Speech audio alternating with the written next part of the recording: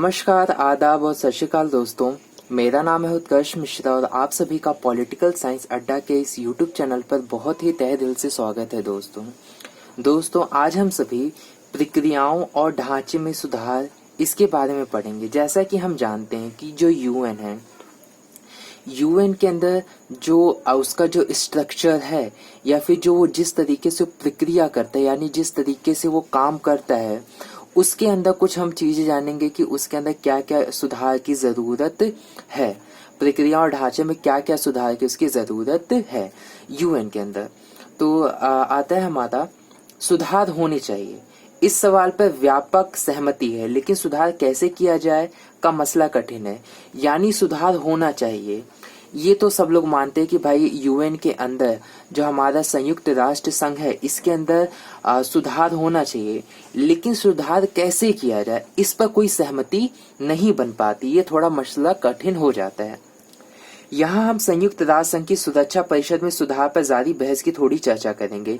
यहाँ पे संयुक्त राष्ट्र संघ का जो एक अंग है, जो एक ऑर्गन है, वो है सुरक्षा परिषद। इस सुरक्षा परिषद के अंदर हम जो बहस हो रही है कि सुरक्षा परिषद के अंदर क्या सुधार किया जाना चाहिए, इसके बारे में हम थोड़ी चर्चा करने की कोशिश करेंगे। कहा जा रहा है कि सन 1992 में संयुक्त राष्ट्र संघ की आम सभा में एक प्रस्ताव स्वीकृत हुआ। प्रस्ताव में 3 मुख्य शिकायतों का जिक्र था। यानी 1992 के अंदर क्या हुआ था, एक संयुक्त राष्ट्र संघ के अंदर एक प्रस्ताव हुआ, एक नोटिस आया या फिर कह लीजिए बात कही गई। उसके अंदर क्या है कि कुछ मुख्य शिकायतें की गई। जो प्रस्ताव था, जो नोटिस था, उसके अंदर कुछ मुख्य शिकायतों का जिक्र था। वो क्या मुख्य शिकायतें थी, ये समझना बहुत ज्यादा जरूरी है। वो मुख्य शिकायतें थी कि सुरक्षा परिषद में अब राजनीतिक वास्तविकताओं की कोई नुमाइंदगी नहीं करता। यानी सुरक्षा परिषद जो राजनीतिक जो वास्तविकताएं हैं, कौन देश अमीर है, कौन गरीब है, कहाँ क्या खराबी है, किस देश के अंदर कहाँ कौन सा देश डेवलप हो रहा है, कौन डेवलप्ड हो चुका है, इन सारों की नुमाइंदगी उन सबको अच्छे से लीड नहीं कर पा रहा है। इसके फैसले पर पश्चिमी मूल्यों और हितों की छाप होती है और इन फैसलों पर चंद देशों का दबदबा होता है।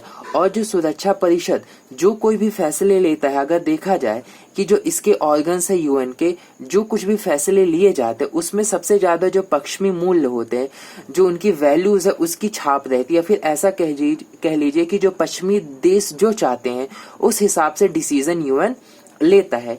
इन फैसलों पे केवल जो कुछ देश है, इन्हीं का दबदबा रहता है। कुछ देश के हाथ में ही पावर्स है कि फैसला किस तरीके से होना चाहिए, फैसला किस दिशा में होना चाहिए, केवल कुछ ही लोगों के पास पावर है। और भी जो इसके अंदर मेंबर्स है यूएन के अंदर, वहां उनके पास पावर्स नहीं है, कहीं कमी है। सुरक्षा परिषद में बराबर का प्रतिनिधित्व नहीं है। और जो सुरक्षा परिषद है, उसके अंदर सभी को इक्वेलिटी नहीं दी गई है। वहां पे सभी को कह सकते हैं प्रतिनिधित्व सही तरीके से नहीं मिल पा रहा है। तो इन सारी जो शिकायतें थी, इन पे गौर किया गया है।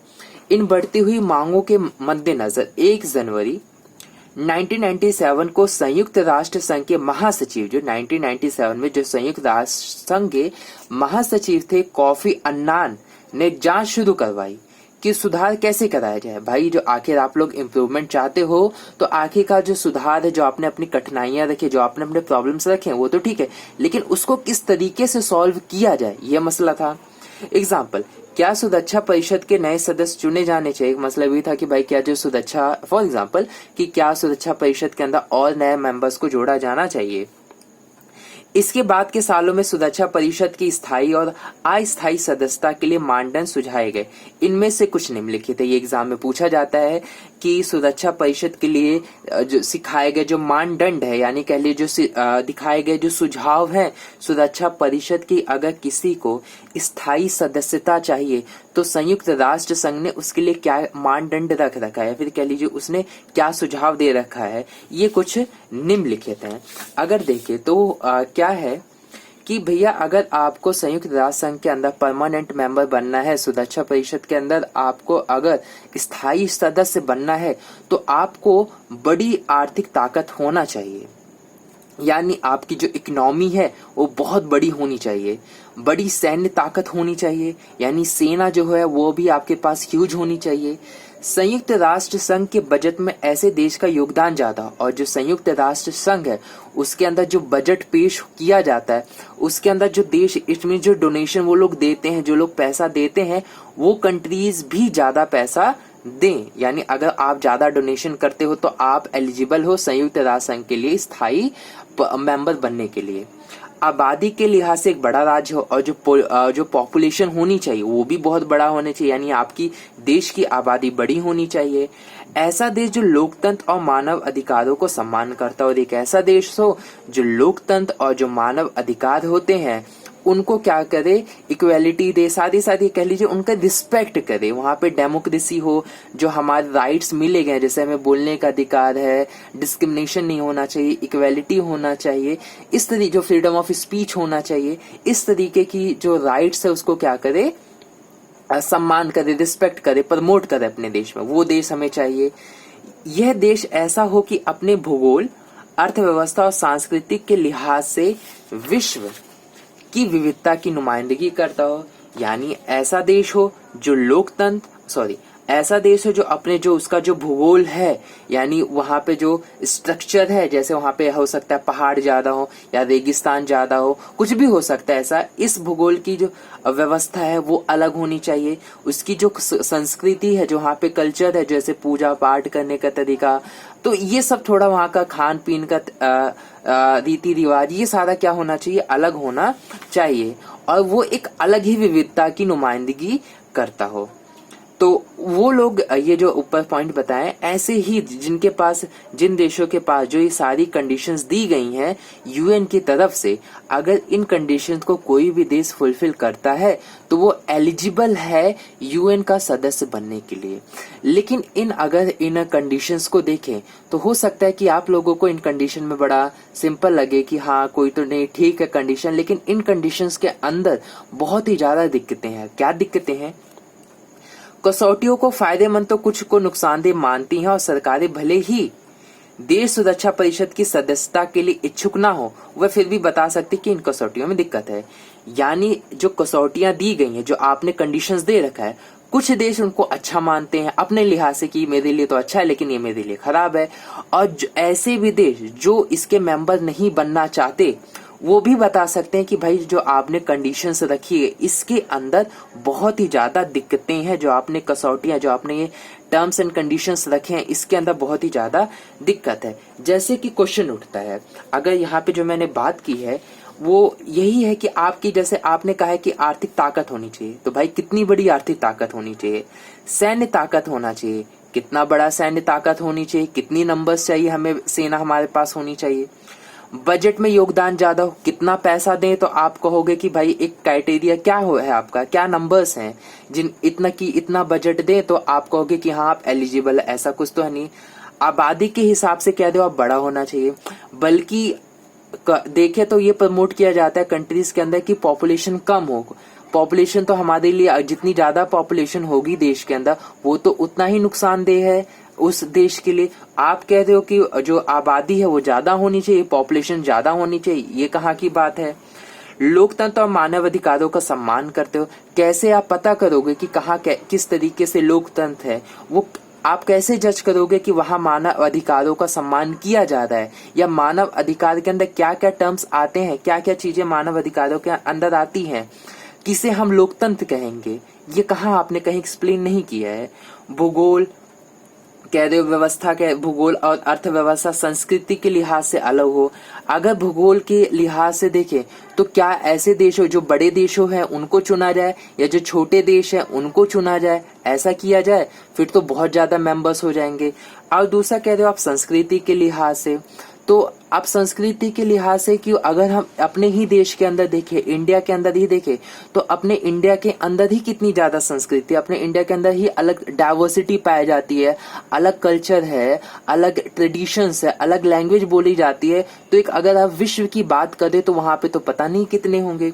दूसरी चीज आपने अर्थव्यवस्था की बात की है, क्या अर्थव्यवस्था को जोड़ना जरूरी है, क्योंकि कई देश ऐसे हैं जो विकसित हो चुके हैं और कई देश उस रास्ते पे, उस वे पे है कि वो विकसित होने वाले, मीन्स उस वे की तरफ बढ़ रहे हैं, तो क्या विकसित देशों को नहीं जोड़ा जाना चाहिए? कुछ इस तरीके के जो है वो सवाल उठते हैं जो कि मैंने यहाँ पर मेंशन किए गए हैं।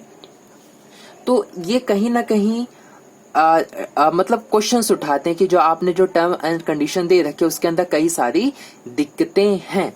अगर हम आगे बढ़ते हैं तो इसी से जुड़ा एक और मसला है, सदस्यता की प्रकृति की बदलने को था कि भाई जो आप सदस्य जिन मेंबर्स को जोड़ दे उनकी जो प्रकृति है यानी जितने हैं अभी उनको चेंज करो।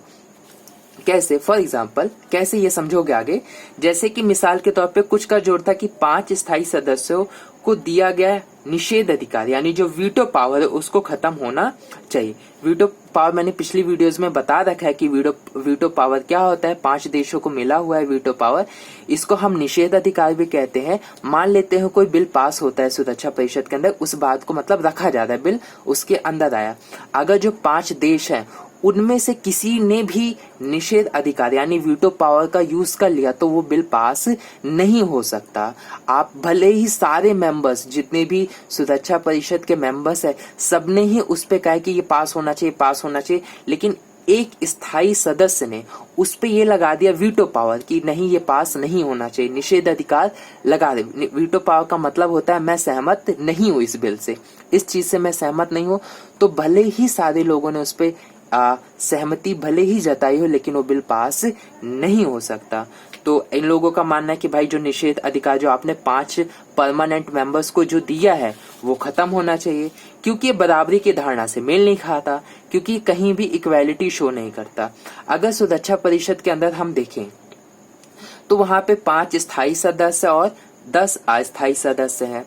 5 स्थायी सदस्य को जो है वीटो पावर दिया गया है, 10 स्थायी सदस्य को वीटो पावर नहीं दिया गया। इट मीन टोटल वहां पे 15 मेंबर्स है, 5 + 10 है टोटल 15 मेंबर्स, लेकिन 5 को वीटो पावर दिया गया, 10 को वीटो पावर आपने नहीं दिया।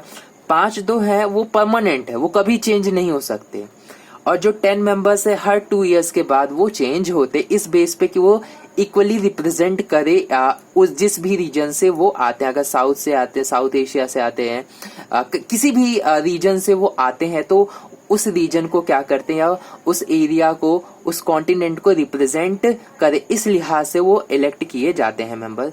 तो यहीं आप देख सकते हो किस तरीके का ये परमानेंट है, परमानेंट नहीं है, इनको वीटो पावर, इनको वीटो पावर नहीं है। इस तरीके से कहा गया कि भाई ये इक्वेलिटी कहाँ हो रही है। वीटो के अधिकार को खत्म करने की मुहिम चल रही है, पर एक खतरा ये भी है कि अगर निषेध अधिकार को खत्म कर दिया जाए, जो निषेधाधिकार है उसको खत्म कर दिया जाए, तो क्या इन ताकतवर देशों की दिलचस्पी बनी रहेगी? एक सवाल ये भी उठता है, इसको समझना बहुत ज्यादा जरूरी है।